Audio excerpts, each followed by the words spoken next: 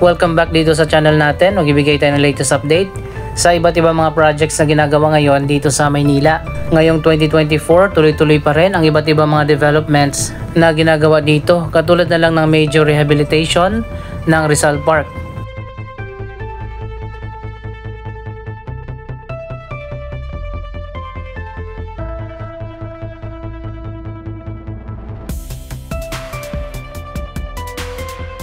Ito na ang latest na progress, may bago ng kalsada na itinayo dito.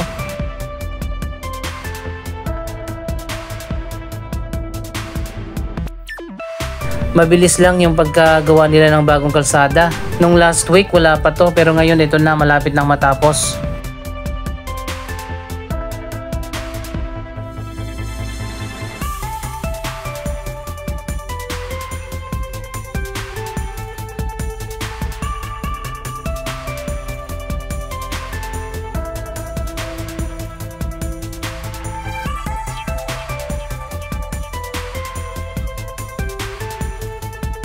Sa ngayon ay sarado pa rin ang park na ito sa bungad ng Rizal Park. Ilang buwan na nga nakaraan mula nang sinimulan na i-demolish at tanggalin ang lahat ng mga structure na nakatayo dito. Katulad na lang ng lagoon na may giant relief map ng Pilipinas at ang giant statue ni Lapu-Lapu na nandito rin nakatayo sa gitna.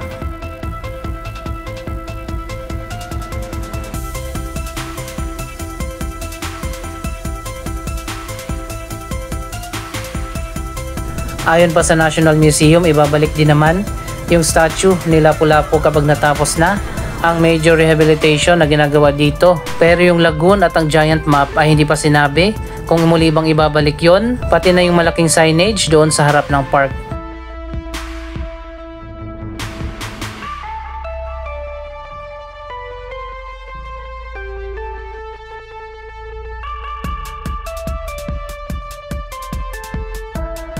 Dito sa kabilang side, ongoing pa rin na ginagawa ang rehabilitation, pati na yung pagtatayo ng bagong kalsada.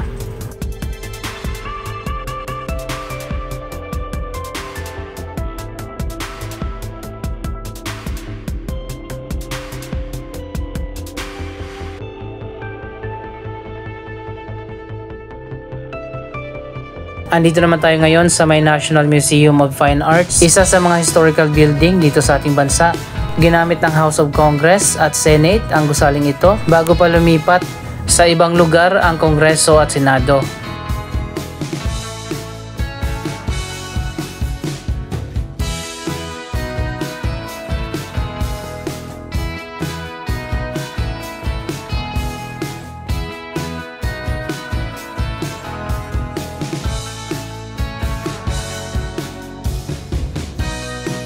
Dito sa harap ng National Museum of Fine Arts, mabuti naman at napanatili pa rin na malinis ang lugar na ito.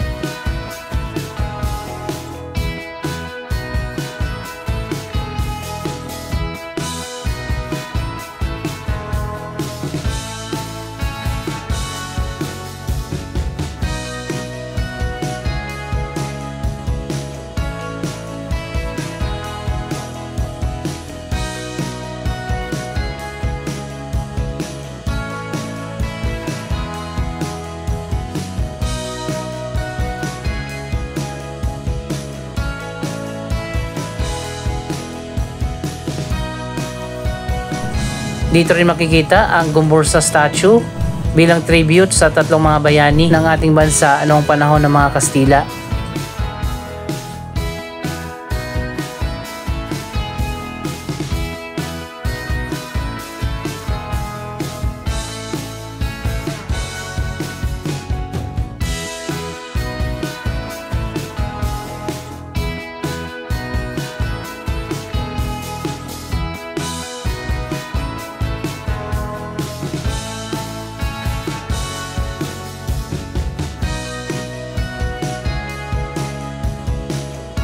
Ang ganda talaga kapag neoclassical ang design ng isang building. Bakit kaya hindi na pinagpatuloy ang ganitong disenyo sa mga government buildings? Makikita naman natin ngayon ang mga bagong tayo na government-owned buildings, mga box type design na lang at hindi na maganda.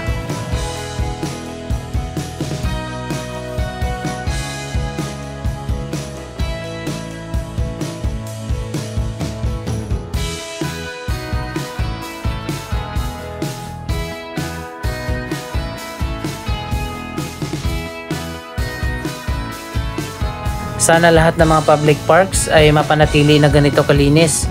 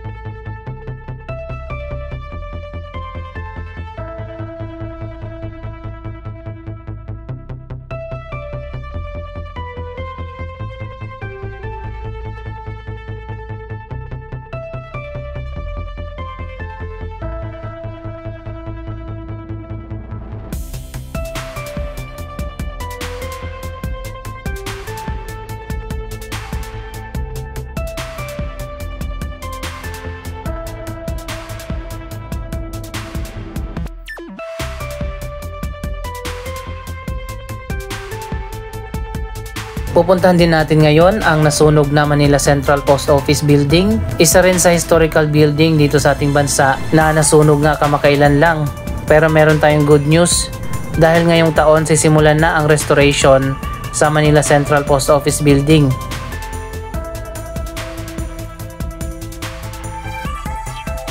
Natapos na ang ginawang major rehabilitation sa Lagos Nilad Underpass.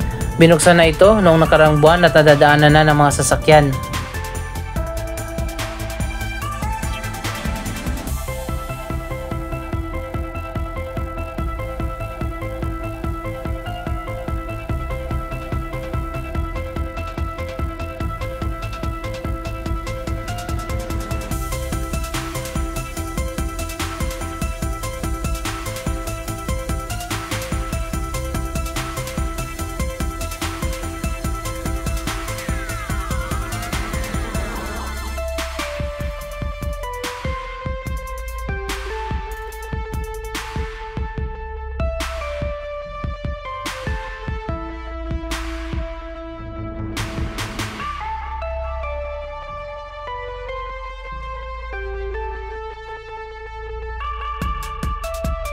Isang bagong mini garden naman na makikita natin dito sa harap ng Manila City Hall.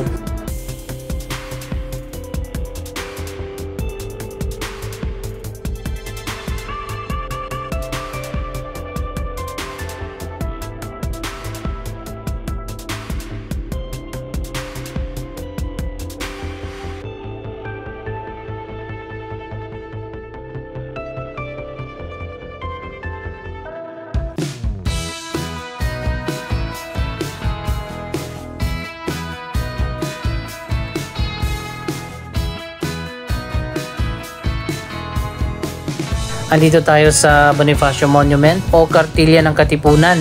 Mabuti na lang din at na-rehabilitate na ang monument na ito na dati ay punong-puno ng basura.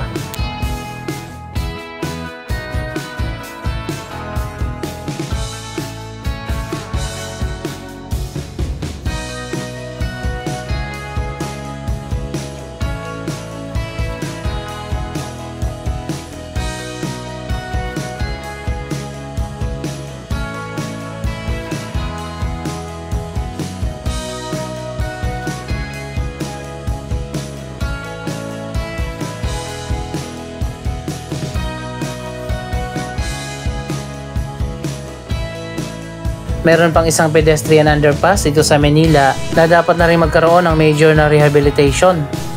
Ito ang Loton Underpass.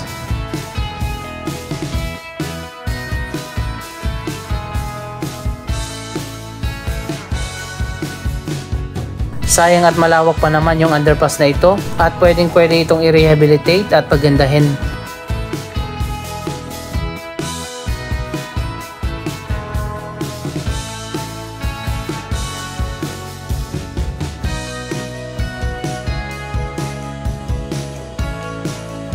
Andito na tayo sa Plaza Loton o Liwasang Bonifacio. Nasa likod ay makikita natin ang nasunog na Manila Central Post Office.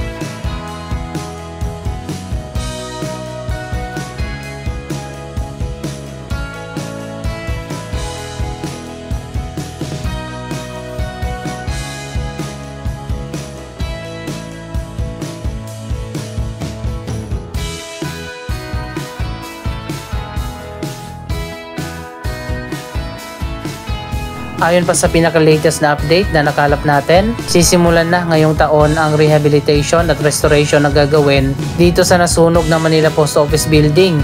Kasalukuyan lang na tinatapos ang ginagawang inspection ng mga engineers bago pa simulan ang restoration.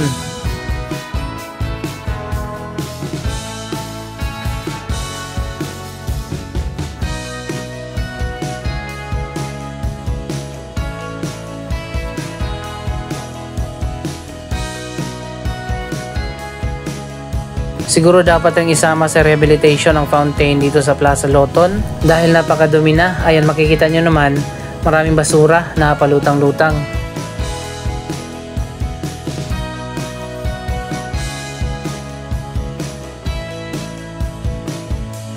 Dugyot na rin at napabayaan na ang Liwasang Bonifacio. Ang dami mga basura at kalat dito.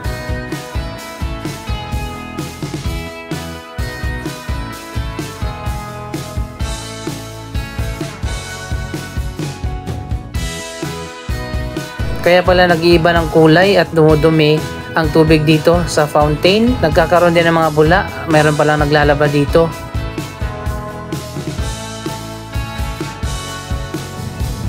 Hindi lang pala restoration ang gagawin dito sa Manila Central Post Office. Gagawin din itong isang bagong tourist attraction.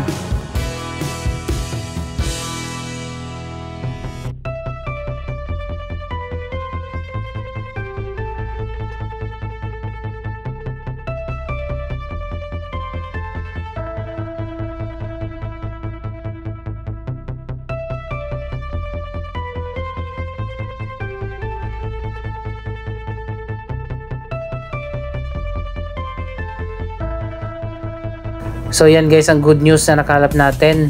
Magiging tourist attraction pala ang building na ito kapag natapos na ang restoration na gagawin.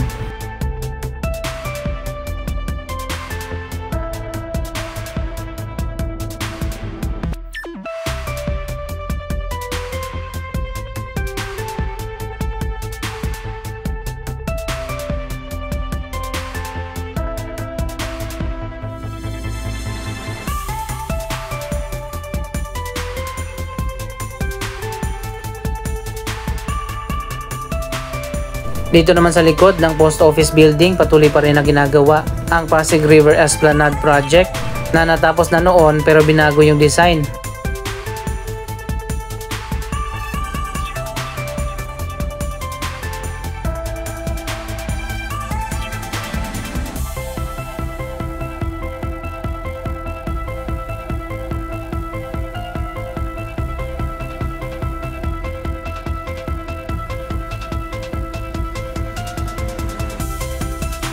So ayun guys, ongoing pa rin yung proyekto na yan na ginagawa dyan. Sa tingin ko ang gagawin yata ay parang katulad doon sa Jones Bridge na parang classic yung design pero ngayon ay dugyot na rin.